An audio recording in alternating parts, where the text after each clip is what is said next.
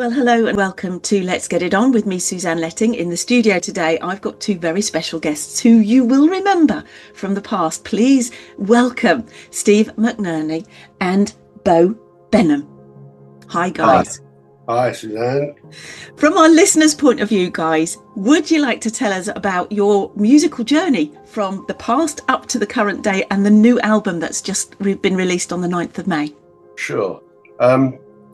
Me and Bo and I met probably 1974. Was it that long ago? Oh my goodness. I left school and got a job in H&B Oxford Street in the order room. And I answered an advert in Melody Maker for a guitarist with vocal. And it was Bo, and he was working at Cavendish Organs just off Regent Street. So we got together. Bo was writing songs and I hadn't written anything. I was a pretty rubbish guitarist as well. I don't know how I got the job really. And during lunchtimes, I'd go around publishers and record companies and tout Bo's songs. And then Chapel's music gave us some studio time. So we went in and we put about 7 songs down, and one of them was a bit of an oddity called You Know What I'm Thinking Girl, which was one of the first things I contributed to. And I got thrown out of most places and eventually went to Carlin Music, a guy called Dave Watson, played him the tape, was waiting for the usual response, and it got to that song and he said, "Who wrote that?" And I said, "Well, we did." And he said, "Have you got any more like that?" Which we didn't. I said, "Yeah." And he said, "How many?" I said, "About 20. So he said, "If you promise not to play that to anybody, I'll give you a recording and publishing deal." So it was like a scene from a movie. I was 17, I think Bo was 18. And that's how it started. They put us in Abbey Road, Studio 2, with Ron Richards, who'd done the Hollies and the Beatles. And we released our first single, which got really well received. So in a nutshell, obviously there's a lot more to it than that. That's it in a nutshell. That's it in a nutshell. Would you say those days, I mean, it kind of just happened to you, didn't it? But today it's so difficult for artists, new artists, to get a record deal or get a label behind them. I don't think it happened to us, Suzanne. No? No, we had to, it was a lot of front and, you can do that when you're young, I mean, I used to get names off the reps that came to HMV. I'd get the name of an A&R man, or Bo would get a name from somebody who was buying something from the shop, and just go in and bluff, and just say, "I've come to see whoever." And they'd go, "Oh, are you the 1 o'clock?" And I'd go, "Yeah." And then get in the meeting and have to say, "Look, it's not who you think it is." And you would get thrown out. So no, I don't think it just happened to us. We were trying. You were trying. You were persistent. Yeah, we were very trying. But it isn't easy today, is it, to get your works heard, because there's so much out there at the moment to try and get it heard and get it above the parapet. Once you've got an AR guy on your side, and once you got your labels and your publishing, they kind of took care of a lot of those things. But today a lot of artists have to do it themselves, don't they? Because they just cannot afford to invest in their own work. That's what we're trying to learn to do as we go along here, really. Trying to get all of the album up on all these platforms, and there's so many of them. We go through one particular company that distributes them all, but then once it's been distributed, you've got to work at it. You've really got to keep putting stuff out there, saying, "Oh, listen to this, don't forget this one, blah blah blah," and we're still here and we're still alive and all that. But we're learning as we go, really, because it's a whole new ball game, really, for us. Record companies, as you say, used to do that for us. Yeah, but it's almost a full-time job, isn't it, promoting your own work? But it's a double-edged sword, because kids now, or people starting, can record in their bedrooms with Logic and all these plugins, and and they can also get it heard because you can get it on all these platforms. Whereas we were, you had to go in a recording studio, which was money, and there was 2 radio stations really, well 3 with Radio Luxembourg, 3 television stations. So it's kind of evens out really, at least if you're an up-and-coming artist now, because there are so many outlets. You kind of got a bit more of a chance because it was a closed shop back in our day. Record companies, even the music press, could make or break you. I don't think they've got that power anymore, thank God. Yes, there are. I suppose there are swings and roundabouts, but as you say, there's so much, isn't there? And you guys are. I don't want to use the word veterans because I don't want to insult you both, but you've got time behind you, haven't you? And experience behind you. Yes, in this industry. Yes, dear, we have. What were the highlights for you both? For me, really, Abbey Road and television. I mean, they were the 2 things that, you know, for young people like as we were then, to overcome them, it was fantastic. You know, suddenly, I remember one Christmas morning, it was, my father was an engineer and he wanted me to go into engineering instead of music. You know, you're never going to get anywhere doing any of this rubbish, you know. And then one Christmas morning, I think it was, or Boxing Day. Yeah, it was Boxing Day morning. We were on that program, Get It Together, I think it was. And he nearly dropped his all over himself when he saw me up on the TV. You know, that was my kind of, you know, that's great. You know, yes, we can do it. And it's funny because we had fantastic motivation. I mean, when I think back, Steve and I were really kind of, nothing was going to stop us, you know. And in fact, I think we've still got that in us now. It's a bit slower than it was probably, but we've still got that, you know, let's do it, you know. But you have to have that, don't you? You have to have belief in your work and your creativity, because if you didn't, you wouldn't do it, would you? No, and if you don't believe in it, how can you expect anyone else to, you know? But a lot of that goes with youth as well, because, you know, I mean, we weren't particularly brilliant musicians or writers, but you're learning all the time. So there are lots of highs. I mean, rolling up to gigs and seeing them queue around the block, you know, that was always, you'd think, are they here for us, or is that the right gig? Are we at the right place? Because it happens. It's slow. You're playing pubs and, you know, dives, changing in toilets 1 minute, and the next minute you're on your first tour. Funny enough, I had a thought, Bo, yesterday. We were going on our very first tour, and we were in the bus going to Newcastle at night. We had a girl from Record Mirror with us and a guy from Arista Records. And halfway during the journey, he said, oh, where are we playing on the 3rd or whatever it was? He said, get your itinerary and tell us where. And I said, I haven't got mine. And he said, where is it? I said, my mum's got it. And it turned out all of us had given our itineraries to our mums, you know. That was a bit of a learning curve, but yeah.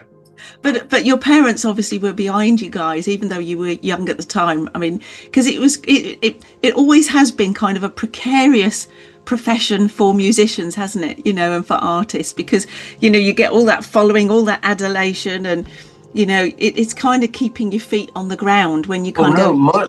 My parents weren't behind me at all. Were they not? Were they very much against you both? Yeah, I mean, I had to fight, you know, all the way, really, to you're wasting your time. Well, I'm sure a lot of musicians get this as well, you know, if they want to go into the arts in any way. You're wasting your time. You've got to get a proper job, you know. I was a bit envious of Steve sometimes because his parents were wonderful. They were totally behind what he was doing. But mine weren't. You know, they never came to one gig, actually, I don't. Did they not? No. They'd never been to one gig. I mean, now when, you know, I mean, my father passed away not very long ago, really, but he used to then take an interest as he was older. And so does my mum, because I played her the new single that we put out, and she said, "Oh, it's good, isn't it?" Bless her. And the video, the video is a bit of fun. I don't know if you've seen the video, but it's a bit of a fun video, and she really enjoyed that. But apart from that, they never used to come, which is quite sad for me. So what was the drive within you both then? What was the attraction of going into the music industry? What gave you that buzz? Girls, probably. Girls and fame. I don't think we thought beyond that, really. Never thought about money. Yeah. It was just to prove something to yourself, to say, to have someone appreciate what you were doing is a terrific feeling. Even now, I say to young artists, they say any advice, and I'm the opposite to everyone. I say, if you get offered something, sign it. As everyone else says, don't sign anything. But if you've got one person, even if they've got a van or somewhere to rehearse, sign it, because if nothing happens, it's worthless. And if something happens, you can always get out of it, Yes, yeah. But just having that one, that's all you need, one person believing in you. Yeah. As well as yourselves. Yeah. So after the Pleasers, you had a little break, obviously. What did you do in that hiatus? A little break. Yeah, it is. I was a traffic warden. You were? No, he wasn't. So what were you doing in that break? No, we both did different things. I had a couple of different bands, put out a couple of albums, a couple of singles. Never really, reached the height because times had changed. I spent a long time in Los Angeles writing and producing for other people. Bo had his own thing. I think Bo was doing a lot on TV, wasn't he then? Yeah, I got into making television series for ITV and launching new artists on the programme. Which was good. That was made me feel very responsible, trying to break bands like, White Stripes, Feeder, PJ Harvey, never been seen before. So with our series, we did quite well, it was nice. What was the series called, Bo? New Music Television. It was presented by Mark Harmon, of Tainted Love. Yes. Nice guy, yeah, he presented it for us. So, we did 26 half hours and then sold it around the world. So that went down really well.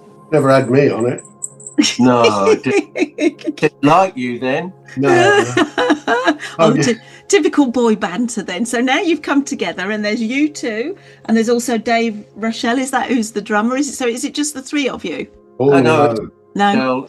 Sorry, Dave Rotchelle and Nick Powell, who've sadly passed away a few years back.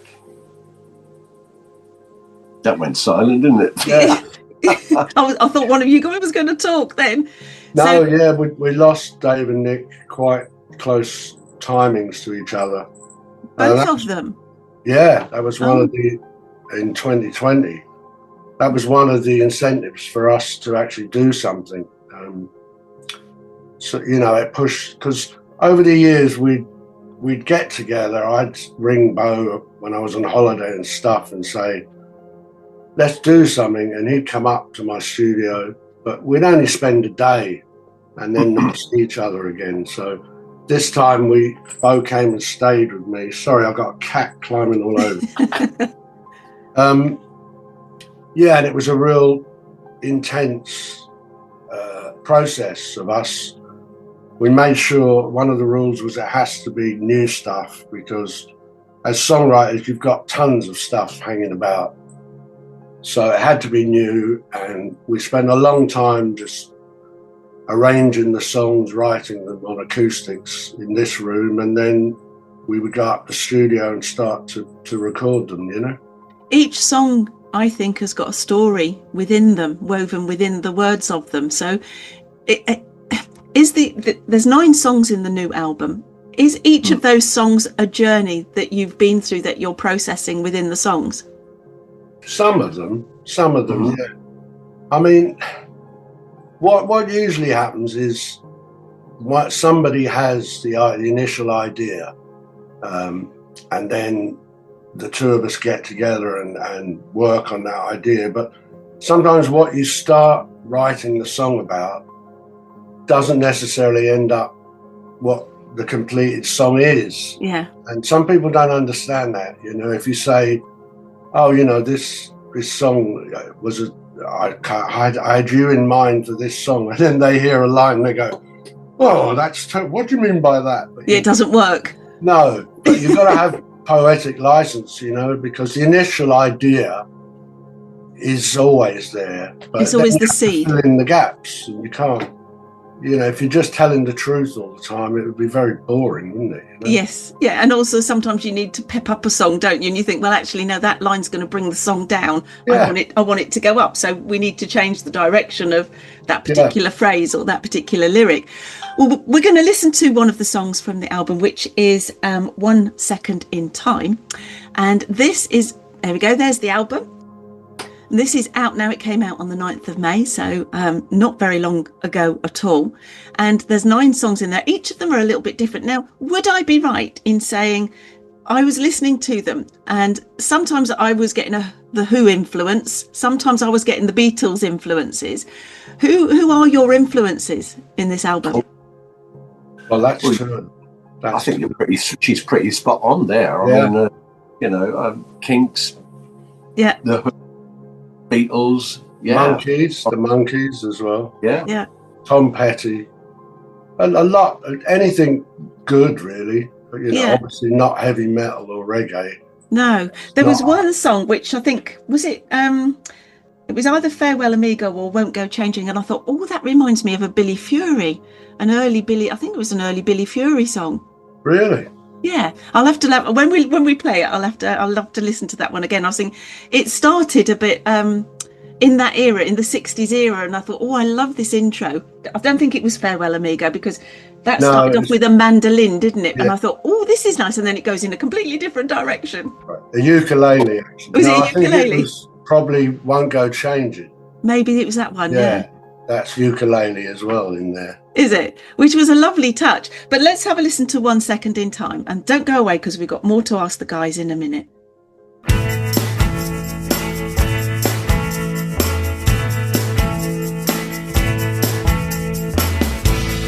Just for a moment, you came back to me, and I could hear your voice so vividly.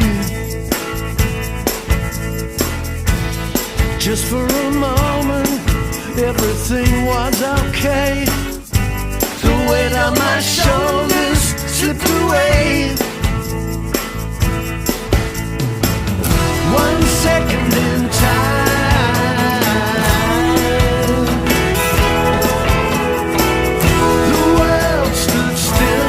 Things were fine for 1 second in time.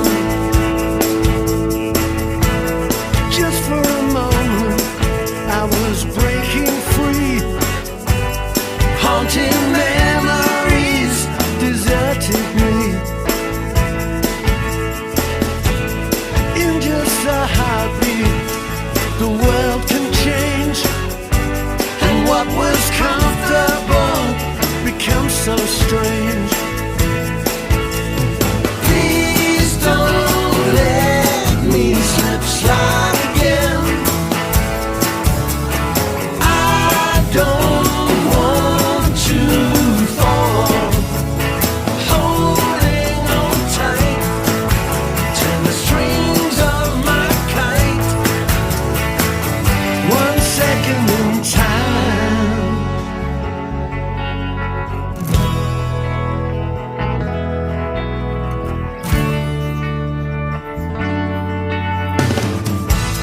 Just for a moment, you came back to me, and I could hear your voice so vividly. Just for a moment, everything was okay. The weight on my shoulders slipped away. Please don't let me slip slide again.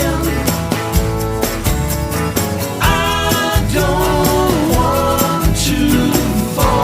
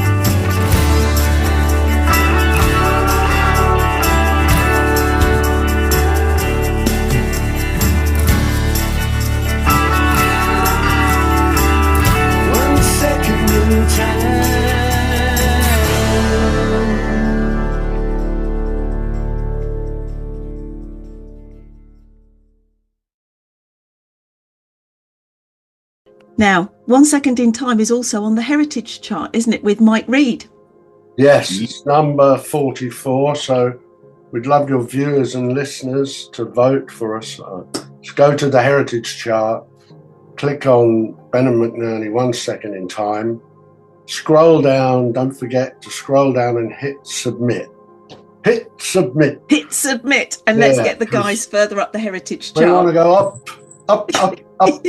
Yeah, and we really didn't have, my expectation was, I said to Bo, look, I don't care if we make money, or I just want people to hear this because it's good, you know. We were surprised, you know, every time we'd mix something, we'd go, this is bloody good, you know. It's a lot better than we thought. So to hear it on the radio, for instance, I've heard a few times, and I look down at the studio at the bottom of the garden and I think, that's incredible.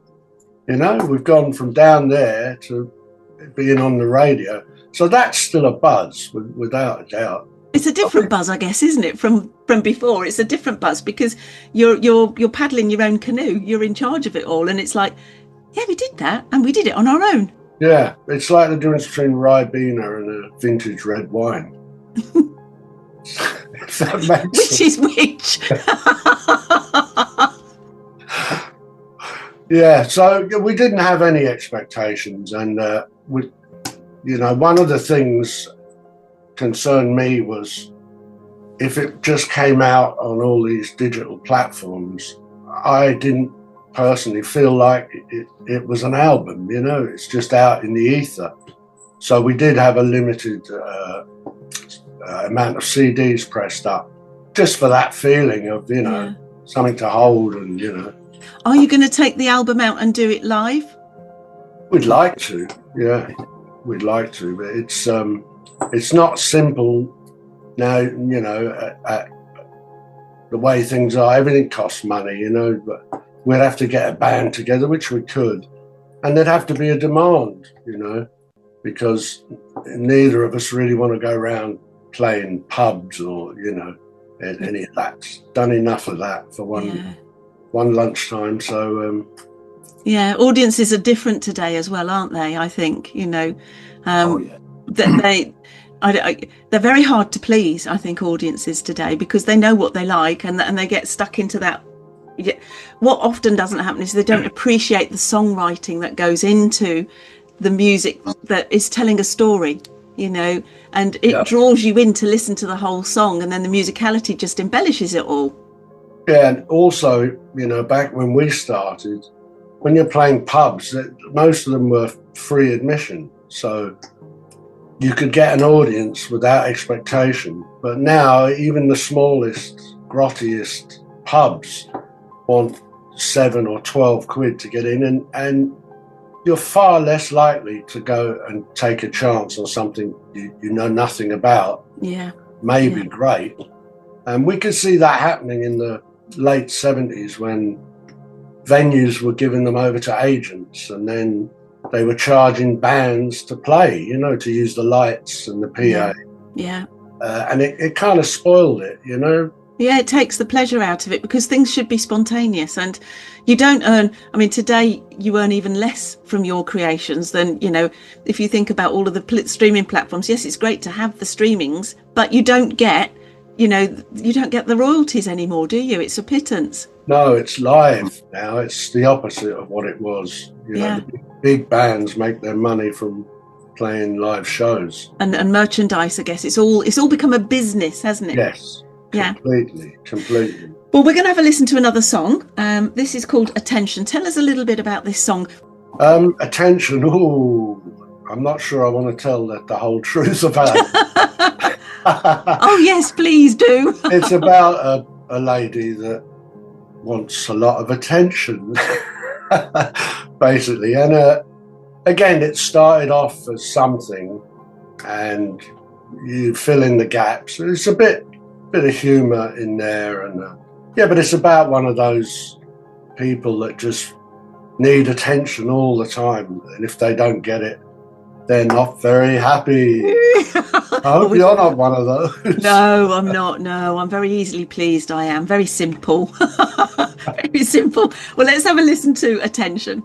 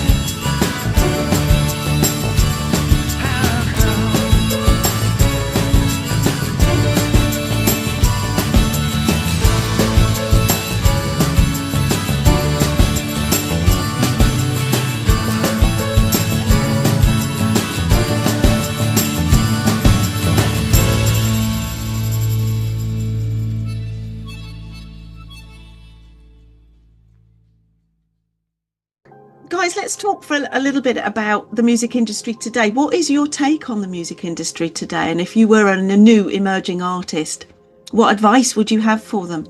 Be a plumber. Yeah, I wouldn't give any advice, really. I mean, I think they could probably give more advice than what I could give. I mean, when you're looking at the way the internet works, and now I saw this app come up on my phone the other day, and it was like, I think it's called, well, actually, I don't want to give the name out, but what it does is you just type in a prompt and then it'll produce a whole song, which lasts about 30 seconds. And I thought, well, I've got to give this a go just to see what it's like.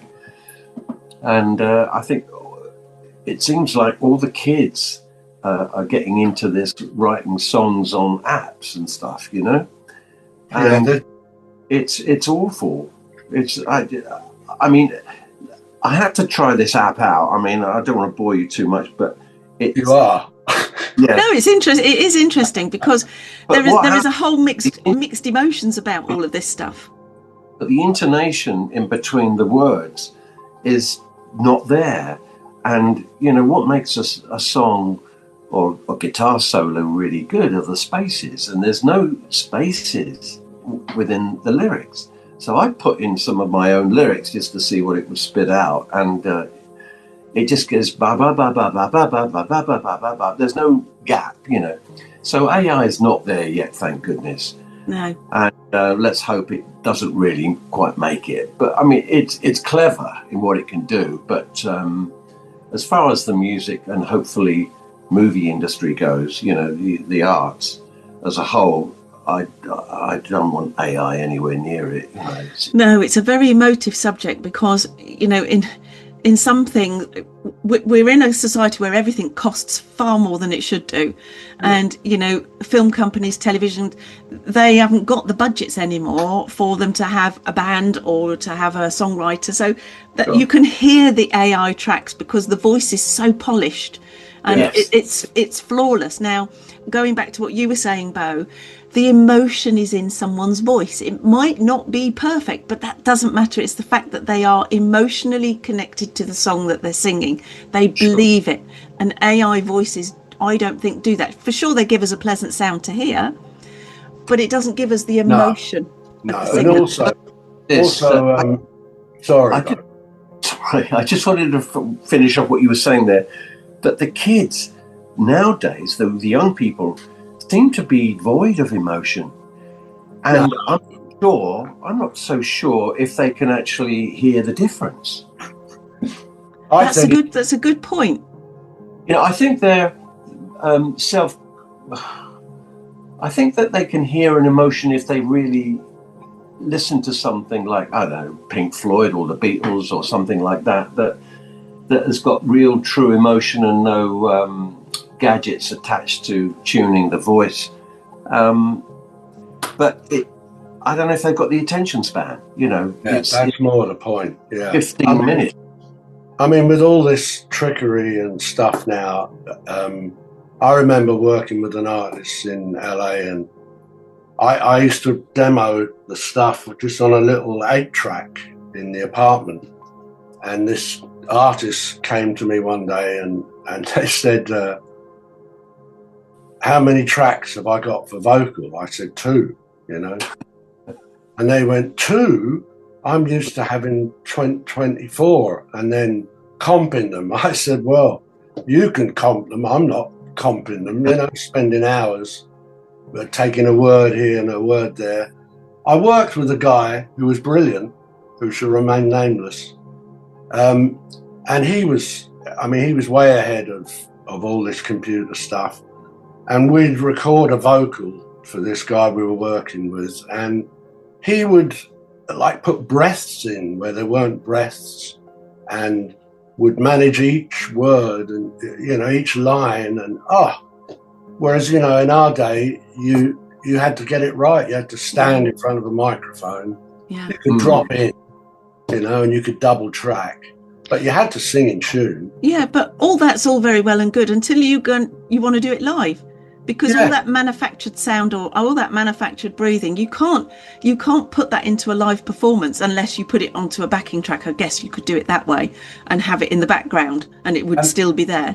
And all these vocal acrobatics, when that all started, you know, I mean, it's incredible. And then, you know, one of the buzzes we had in the studio was singing together around the one mic, doing harmonies and stuff, because then you get a buzz off that. You do. You pull it off.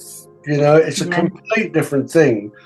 It's a beautiful thing, yeah. Yeah, walking out of a lot of these artists walk out of the studio after 2 hours, 3 hours, come back the next day and, wow, listen to me, how great I am, you know? But it's the producer and sitting there pulling his hair out or her hair out, trying to match it all up, trying to level it all and get it right. I know. Yeah. So there's a place for it, but I don't think it's created anything lasting. I really don't. A lot of this stuff that I can't listen to the radio, I put it on and make myself listen, and I have to turn it off after. It's all over compressed, most of it, and just wants to be loud. And you just wonder how much of it is going to be around in like both the Pink Floyd and the Beatles. They seem to be relevant with each decade. Well, there is some youngsters who absolutely love that era still. I mean, if you go to the Cavin Club in Liverpool, we went there last year and we're going to go again this year. There is loads of new emerging artists in the Cavin Club, and maybe that's somewhere you guys should go and do the album, because there is an audience there, and it was amazing how young the audience were, listening to people who were doing kind of Beatles type songs, which were all original songs. So there is quite there's a band of youngsters who love all the drum and bass and all of that heavy manufactured stuff, but there's others who actually have got more a discerning ear, who do want to hear original music, who do love to hear songs that tell us a story. And my radio show does a lot of synth pop, synth rock, synth indie, all that kind of synthesizer music. I love all of that era. I love, because I grew up in it, so that was my kind of era. But in the midsection, I have guys like yourselves, and it's amazing how many of those artists really love your music as well, because it's what they grew up on, it's what they enjoyed, and they know how much labour and love has gone into it. Yeah, it's wrong really to generalise. I don't think we're generalising, we're just grumpy.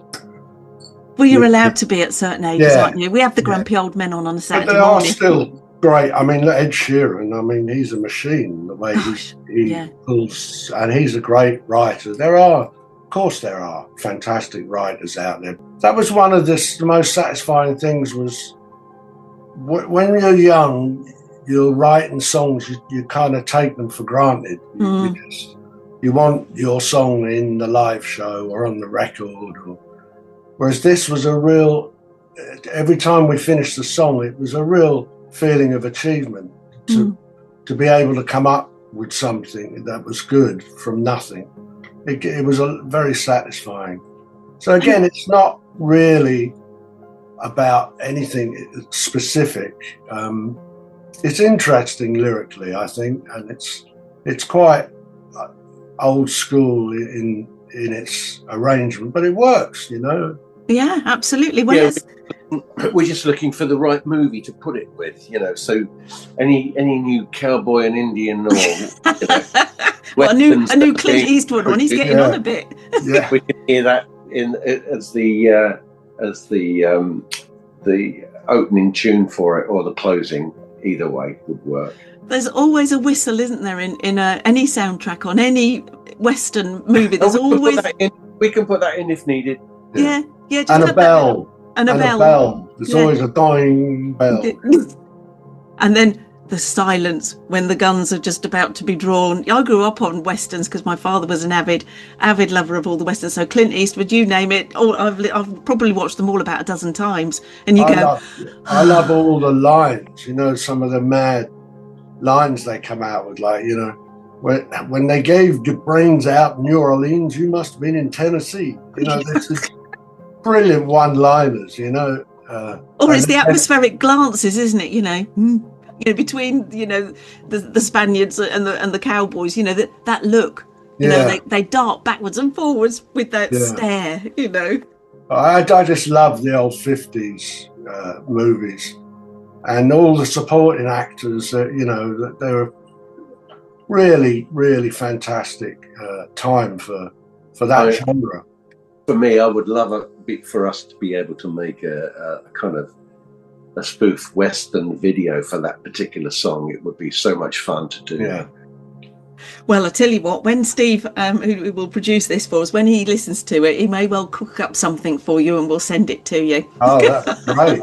That'd be great. He's brilliant at matching songs to videos. He does quite a lot for me, and he does a lot of his own music as well, and then he stitches them in. So if you're happy with that, he'll probably stitch in one. Yeah. So let's have a listen to Farewell Amigo now.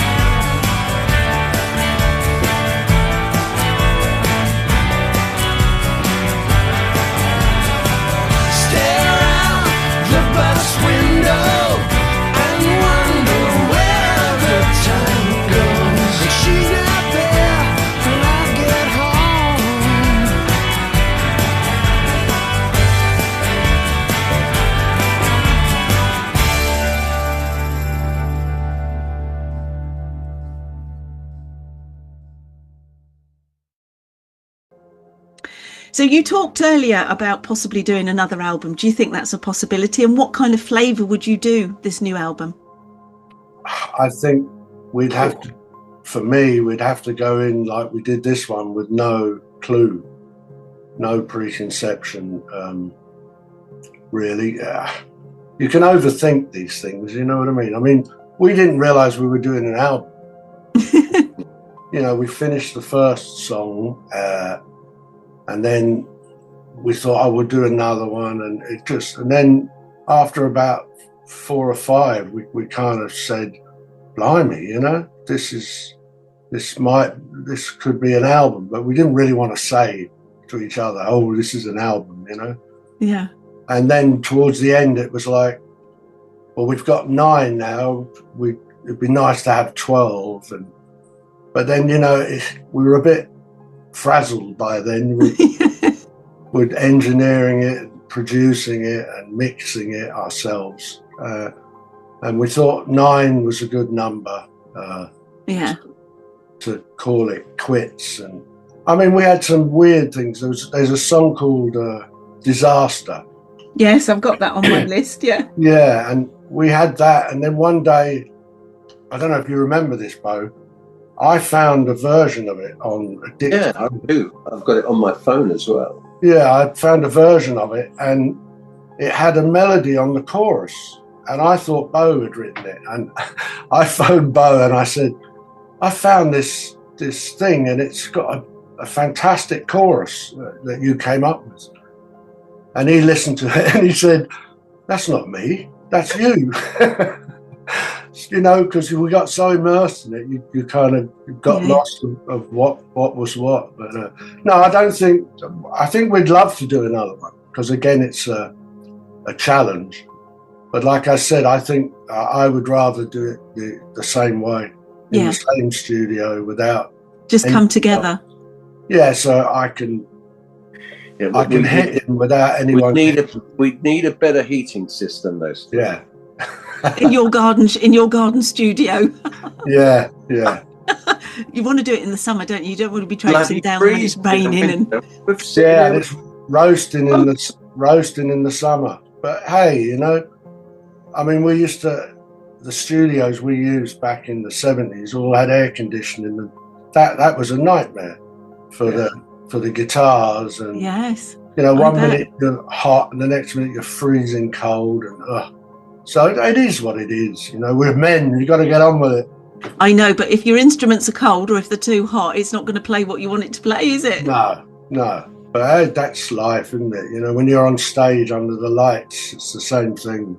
But I guess when you're doing an album, there must be songs that you've gone, no, swipe left, we're not going to have that one this time round. So you might want to revisit them, because sometimes when you leave them a while and you come back to them with fresh ears, and you hear different things, don't you, within the song that you think, oh, actually, I do like that.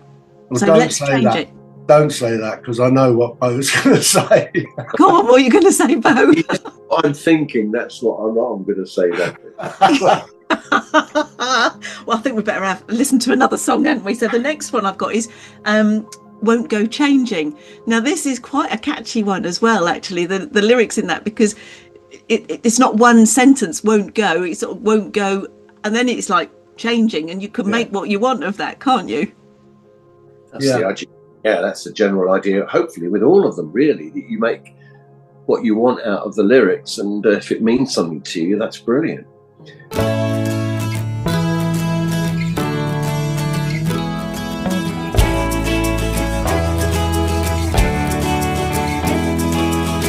Hear what they say when they take me away, and I won't go changing.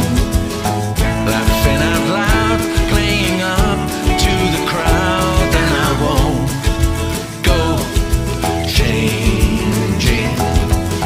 I've got what you got, and I got what you gave me.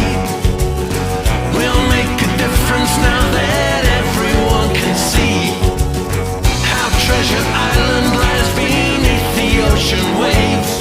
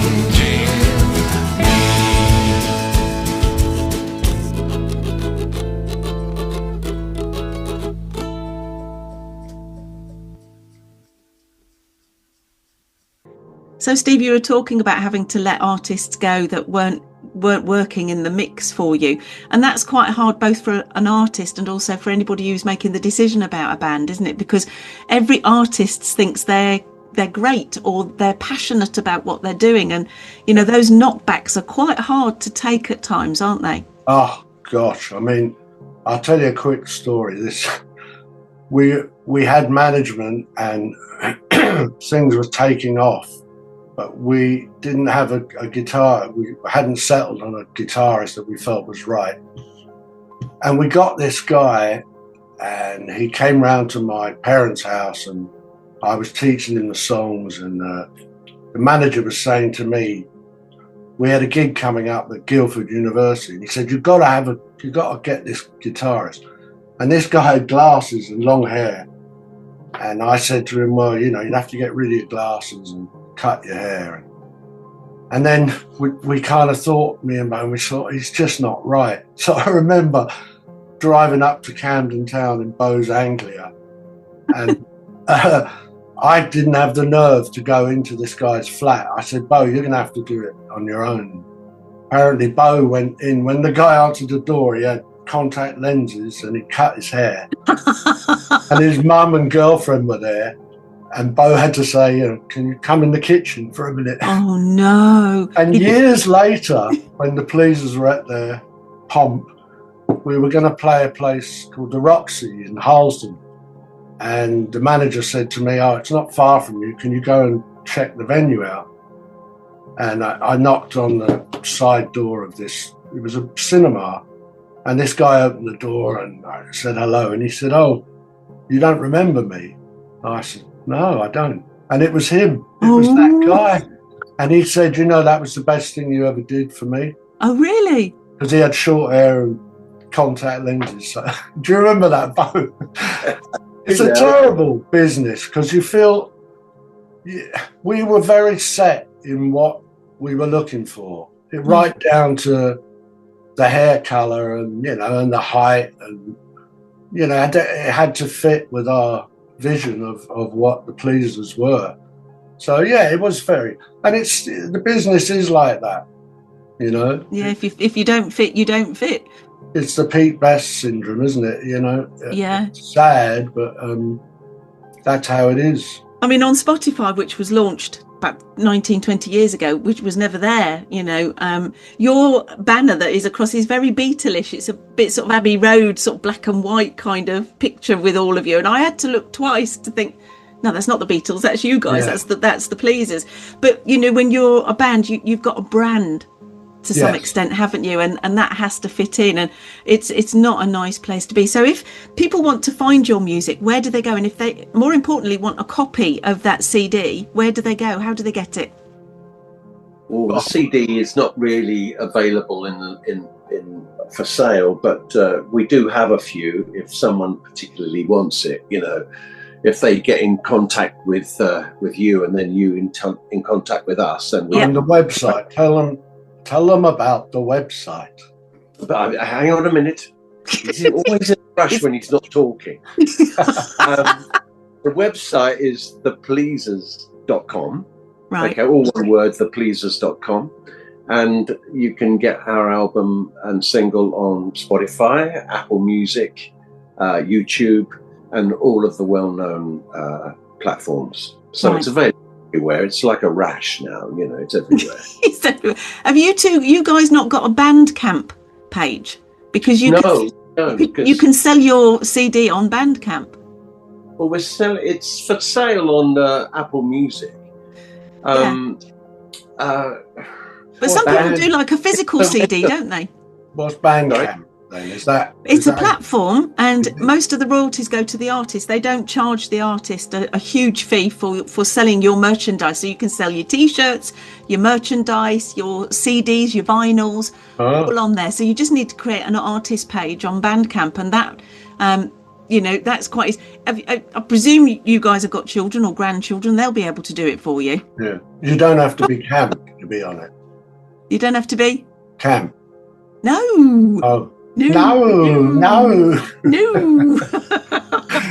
Yeah, we'll have a look. I know Bandcamp very well, actually. I mean, I do It's just that, you know, sitting Time. down and doing all this is just it takes a few hours, doesn't it, to set all these things up. Well, it does, but if you've got a whiz kid grandchild who knows all this stuff, they'll do it in a heartbeat for you. Just get them engaged. We're not that old, you know.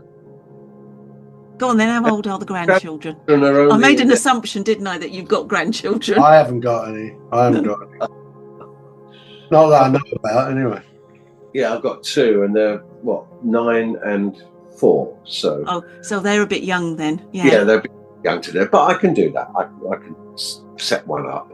In fact, I'll do that tomorrow. Give me something to do. Give you something to do, there you go. Then let me have that link, and then when we're doing the video for you, we'll make sure that runs across the bottom of the screen so that people can then go and buy it. So easy for us to do once we've got that link. I think they give you a QR code, so you can let me have that. Wow. Okay. Right, well, we better listen to another song, haven't we? Because we're going to run out and have another 40 minutes. So we'll play out to Disaster. But before we do that, what is your hope for 2025? Oh, something off this album becomes very successful. That would be nice. Yeah. And perhaps a contract to do a Western song, a Western score. Yes. Oh, that would be terrific.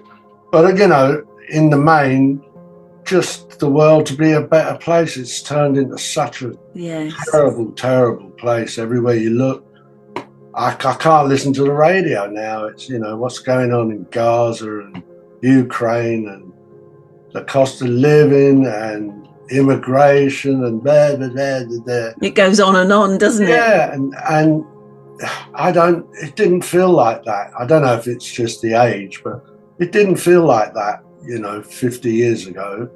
I just hope it becomes people are nicer to each other. You're leaving a lasting legacy behind, aren't you? That's the thing. That's exactly, you've said it.